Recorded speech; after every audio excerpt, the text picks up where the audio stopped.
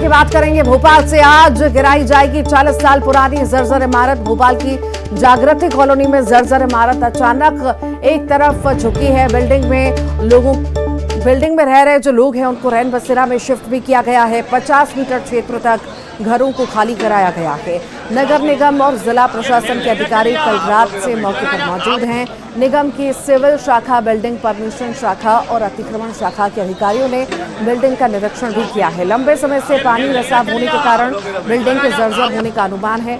मजबूती के लिए जरूरी लोहा भी सड़ा हुआ मिला है। मौके पर लोगों की भीड़ है।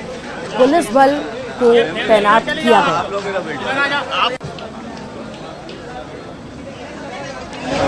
बारिश का मौसम आ चुका है, ऐसे में शासन प्रशासन ने उन तमाम क्षतिग्रस्त बिल्डिंग्स और भवनों को चिन्हित किया था जो कहीं ना कहीं खतरनाक साबित हो सकते हैं। और ऐसी ही एक बिल्डिंग भोपाल के जहांगीराबाद इलाके में मौजूद है। आप देख सकते हैं कि ये बिल्डिंग एक तरफ झुकी हुई नजर आ रही है और इसके अलावा अगर आप इस बिल्डिंग को नीचे की ओर देखें तो इसमें बड़ी बड़ी जो दीवारें हैं वो टूटी हुई नजर आ रही है और दीवार किसी भी समय गिर सकती है। खतरनाक स्थिति में बिल्डिंग है और यही वजह है कि अब शासन प्रशासन का अमला जो है वो यहाँ पर पहुंच गया है और इस पूरी बिल्डिंग को यहाँ पे खाली कराया जा रहा है। खाली कराने के बाद इस बिल्डिंग को गिराया जाएगा ताकि भविष्य में जो यहाँ पे आजू बाजू रहने वाले रहवासी हैं उन्हें किसी तरीके का कोई खतरा ना हो। आप देख सकते हैं कि जो आजू बाजू यहाँ पर मकान बने हुए हैं उनको भी खाली करा दिया गया है। मकान पर आपको यहाँ पे ताला लटका हुआ नजर आएगा और अब बिल्डिंग का तमाम जो सामान है उसको यहाँ पे खाली किया जा रहा है और उसके बाद इसे गिराने की कार्रवाई को अंजाम दिया जाएगा। सर, क्या इस पूरी बिल्डिंग के बारे में जानकारी मिली थी और अब इसे गिराने की जो प्रोसेस है वो शुरू हो गई है? कल रात को थाना जहांगीराबाद के जरिए जानकारी मिली थी कि ये बिल्डिंग जो है यहाँ पे जर्जर हो गई है और झुक गई है। इसको जो है देखा जाए तो निगम के सिविल डिपार्टमेंट के इंजीनियर्स और एडिशनल कमिश्नर वगैरह सभी आए थे, मौका मुआयना करा। इस बिल्डिंग का बेस जो है क्योंकि कमजोर हो गया है और 4 इंच करीब जो है बिल्डिंग झुक गई है, इसलिए इसको गिराने की कार्रवाई। आजू बाजू के लोगों को सर यहाँ से खाली करा दिया गया? जी, सामने जो बिल्डिंगें हैं दोनों साइड की कॉर्नर की बिल्डिंग है, दोनों साइड की जो बिल्डिंगें हैं उनको खाली करवा लिया गया है। और इस बिल्डिंग में जिसको जर्जर जो हुई है इसमें 5 परिवार निवासरत थे, उनका सामान बाहर निकाला जा रहा है।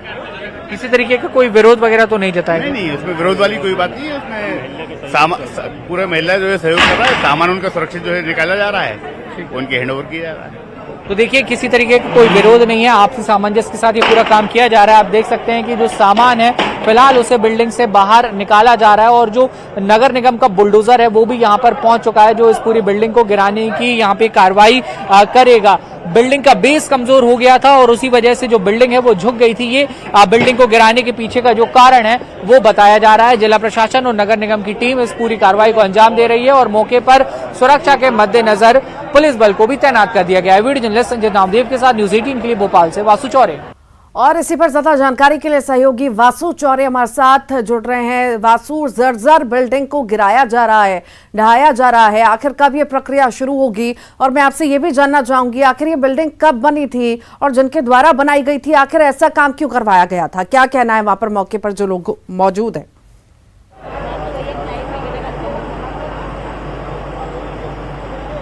बिल्कुल, देखिए, करीब 40 साल पुरानी ये बिल्डिंग बताई जा रही है और जो क्षतिग्रस्त हो गई थी, जर्जर हो गई थी। ये बताया गया कि इस बिल्डिंग की जो नींव है वो कमजोर पड़ गई थी और नींव के कमजोर होने के चलते जो बिल्डिंग है वो करीब 4 डिग्री तक झुक गई है। ऐसी जो जानकारी है वो निकलकर सामने आई जब यहाँ के रहवासियों ने जहांगीराबाद पुलिस थाने को इस पूरे मामले के बारे में सूचना दी और फिर नगर निगम को इस पूरे घटना के बारे में बताया गया। उसके बाद जो सिविल इंजीनियर्स है वो मौके पर पहुंचे, उन्होंने बिल्डिंग का मौका मुआयना किया, जांच की और बिल्डिंग की जांच करने के बाद ये तथ्य निकलकर सामने आया कि बिल्डिंग कमजोर है और इसे गिराना ही बेहतर होगा। तो उसके बाद ये पूरी जो कार्रवाई है वो शुरू हो गई है। आप देख सकते हैं कि ये 4 मंजिला इमारत है, इसमें करीब 4 परिवार जो है वो निवास करते थे और जो मकानों का सामान था उसे यहाँ पर नगर निगम के अमले के द्वारा पहले खाली कराया जा रहा है और खाली कराने के बाद जो जिनके मकान थे उन्हें ये सामान हैंडओवर किया जा रहा है और उसके बाद बिल्डिंग को गिराने की जो पूरी कवायद है वो यहाँ पर शुरू हो जाएगी।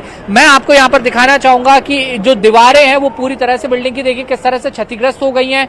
टूट गई हैं, इनमें दरारें आ गई हैं और यही वजह है कि अब ये बिल्डिंग रहने लायक नहीं बची थी, खतरनाक हो गई थी। और ये आपको यहाँ पे तस्वीरों में बुलडोजर भी नजर आएगा। इसी बुलडोजर के जरिए इस पूरी बिल्डिंग को गिराने का, डिमोलिश करने का जो काम है वो यहाँ पर किया जाएगा। एहतियातन जो आसपास के मकान है उन्हें यहाँ पर पूरी तरह से खाली करा लिया गया है ताकि किसी भी तरीके की कोई सुरक्षा के मद्देनजर ये निर्णय लिया गया है ताकि किसी को कोई किसी भी तरीके की परेशानी ना हो। धीरे धीरे जो पूरा मकान है, जो बिल्डिंग है, उसको खाली कराने का काम जो है वो यहाँ पे लगातार जारी है और उसके बाद इस पूरी बिल्डिंग को यहाँ पे जो गिराने की कार्रवाई है वो शुरू होगी। जो रहवासी हैं वो भी यहाँ पर मौजूद हैं। सुरक्षा के मद्देनजर पुलिस बल को भी यहाँ पर तैनात कर दिया गया और आप देख सकते हैं कि लगातार जो सामान खाली है वो कराने की जो काम है वो यहाँ पे जारी है और बड़ी संख्या में जो आसपास के लोग हैं वो भी यहाँ पे मौजूद हैं। हालांकि पुलिस ने बैरिकेडिंग यहाँ पर कर दी गई है ताकि एक निश्चित दूरी जो है वो यहाँ पे बनी रहे। जी ठीक, बहुत बहुत शुक्रिया वासु, आप लगातार बने रहिएगा, फिर आपके पास लौटूंगी अगली खबर पर। भोपाल से एक और बड़ी खबर है, दिग्विजय सिंह के खिलाफ मानहानि केस में आज सुनवाई होगी। बीजेपी प्रदेश अध्यक्ष विष्णु दत्त शर्मा को लेकर 2014 में बयान दिया था। बीजेपी प्रदेश अध्यक्ष वीडी शर्मा ने कोर्ट में मानहानि का मामला दर्ज कराया था। शर्मा के आवेदन पर कोर्ट ने 5 दिसंबर 2022 को दर्ज किया था केस।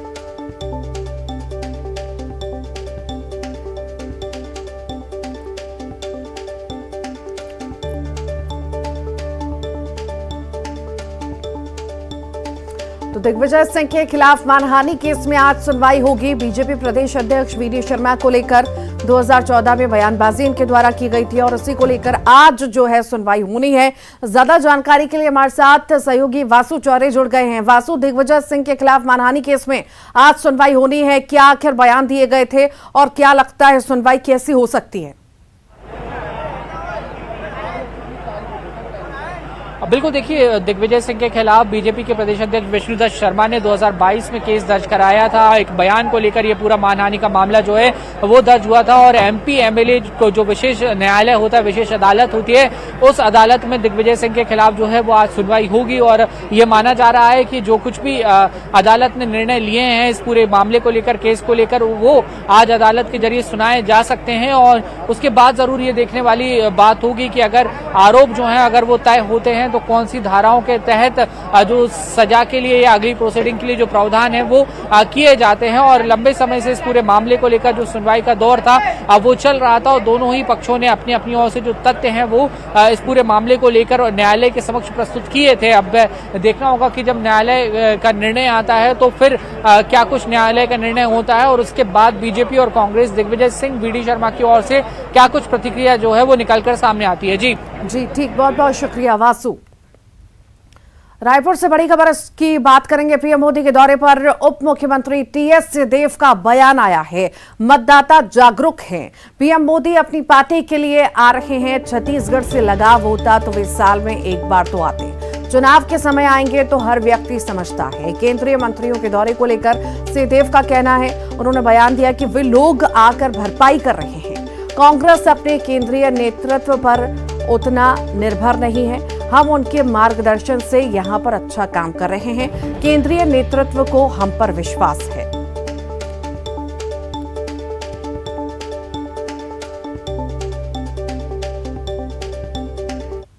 मुझे कहना तो नहीं चाहिए लेकिन आपने मेरे होठों की बात ले ली। यहां अगर स्ट्रेंथ नहीं लग रहा है तो स्वाभाविक है कि उन लोग आके भरपाई कर रहे हैं। कांग्रेस अपने केंद्रीय लीडर्स के ऊपर उतना नहीं लीन कर रही है। हम यहां पर अच्छा काम करके उनके सहयोग से, उनके मार्गदर्शन में, केंद्रीय नेतृत्व के मार्गदर्शन में काम करते आए हैं। तो ये पिछले 4.5 सालों का जो बोनस हमको मिल सकता है, जो हमको 7 नागरिकों का मिल सकता है, उस आधार पे केंद्रीय नेतृत्व भी हमारा विश्वस्त है कि आप लोगों ने काम ठीक किया है, काम अच्छा किया है। ढिलाई मत करो, सतर्कता से काम करते रहो, पूरी मजबूती से लोगों के बीच में जाओ और फिर चुनाव में भाग लो। ये नहीं कि हम आगे हैं, मीडिया भी कह रहा है कांग्रेस आगे है, कांग्रेस सरकार के बनने की पूरी संभावना है, कांग्रेस की सरकार बनेगी, ऐसी भी बात चाहे नेशनल मीडिया हो, सामान्य मीडिया हो, यही बात आ रही है। लेकिन केंद्रीय नेतृत्व का हमको हमेशा मार्गदर्शन यही रहता है, कॉन्फिडेंट रहिए, ओवर कॉन्फिडेंट नहीं। प्रधानमंत्री नरेंद्र मोदी भी आने वाले, ऐसे तो 4-4.5 साल के समय में नहीं आए, लेकिन अब चुनाव का समय आ गया और ऐसे में अब दौरा हो रहा है छत्तीसगढ़ का। इसीलिए वो प्रभाव कम पड़ते हैं कि मतदाता हैं, वो भी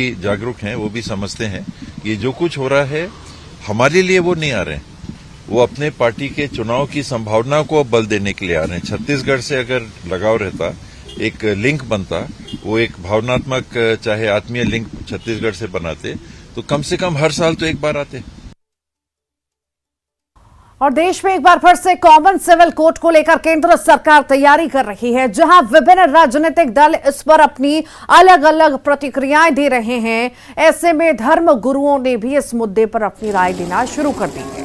सीहोर के कथावाचक पंडित प्रदीप मिश्रा ने इसका समर्थन करते हुए इसे देश हित में बताया। मेरा तो इतना कहना रहेगा, हम सभी सनातन धर्म के अंतर्गत रह रहे हैं और सनातन धर्म को अपन सब मानते हैं। भगवान शिव की आराधना करना, राम की आराधना करना, और जो जिस धर्म में जुड़ा हुआ है वो अपने अपने धर्म को किसी न किसी रूप में पूज रहा है। आज जो सनातन धर्म के अंतर्गत जिस तरह का आपने प्रश्न किया कि कॉमन सिविल कोड जो लेकर आ रहे हैं एक देश का एक कानून के अंतर्गत, तो हमारा तो यही कहना है कि शासन प्रशासन इस पर ध्यान देगी तो आने वाले समय में हो सकता है कि हम सब की एक जाजम पर बैठ सकेंगे, हम सब एक कालीन पर बैठ सकेंगे। आज कहीं ना कहीं किसी न किसी रूप में प्रत्येक धर्म का व्यक्ति अलग अलग बातें कर कर अपने धर्म को विशेष बताता है और विवाद उत्पन्न कर कर कहीं ना कहीं हमारे धर्म को नीचे दिखाने का प्रयास करता है। तो जब एक जाजम पर बैठेंगे, एक धर्म के अंतर्गत चलेंगे, तो सुख कानून पर अपने आप होगा। ग्वालियर से बड़ी खबर है, गेस्ट हाउस में सेक्स रैकेट पकड़ा गया है। ग्राहक बनकर पुलिसकर्मियों ने गेस्ट हाउस में सेक्स रैकेट पकड़ा है। महाराजपुरा के श्री लक्ष्मी नारायण गेस्ट हाउस में सेक्स रैकेट चल रहा था। संचालक, दलाल, ग्राहक के साथ एक लड़की बरामद हुई है। गेस्ट हाउस संचालक और दलाल दोनों मोरना जिले के रहने वाले बताए जा रहे हैं। गेस्ट हाउस से यूपी की युवती बरामद हुई है। मसाज पार्लर में काम करने की आड़ में ये सेक्स रैकेट चलाया जा रहा था। महाराजपुरा पुलिस ने फिलहाल मामला दर्ज कर लिया है। पूरा अंतर्गत पटरी रोड पर स्थित एक गेस्ट हाउस के में देह व्यापार होने की लगातार सूचना मिल रही थी। इस सूचना पर से आज रेड की गई है, जिसमें 3 पुरुष और एक महिला जो इसमें देह व्यापार में संलिप्त थे उनको मौके से गिरफ्तार किया गया है और अनैतिक देह व्यापार निवारण अधिनियम के तहत इसमें कार्यवाही की जाए। भारत की star javelin thrower Neeraj Chopra ने लुसाने डायमंड लीग में शुक्रवार देर रात गोल्ड मेडल जीता है। स्विट्जरलैंड के लुसाने शहर में खेली जा रही प्रतियोगिता में नीरज की पहली कोशिश फाउल रही। उन्होंने 5वें प्रयास में 87.66 मीटर भाला फेंका और इसी स्कोर ने उन्हें गोल्ड मेडल दिला दिया। दूसरे नंबर पर रहे जर्मनी के जूलियन वेबर ने 87.03 मीटर का थ्रो कर सिल्वर मेडल जीता है। चेक रिपब्लिक के जैकूब वादलेच तीसरे नंबर पर रहे। उन्होंने 86.13 मीटर के थ्रो के साथ ब्रॉन्ज मेडल जीता। नीरज का ये इस साल यानी 2023 में दूसरा गोल्ड मेडल है। वे मई में दोहा डायमंड लीग में भी गोल्ड मेडल जीत चुके हैं। नीरज का ये 8वां इंटरनेशनल गोल्ड मेडल है। इससे पहले Neeraj Asian games, south Asian games, Olympics और डायमंड लीग में भी गोल्ड जीत चुके हैं।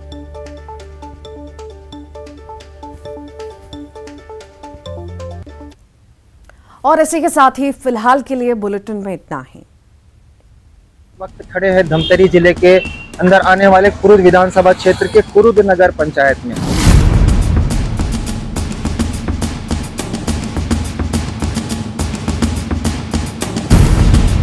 किन मुद्दों पर लोग वोट देंगे?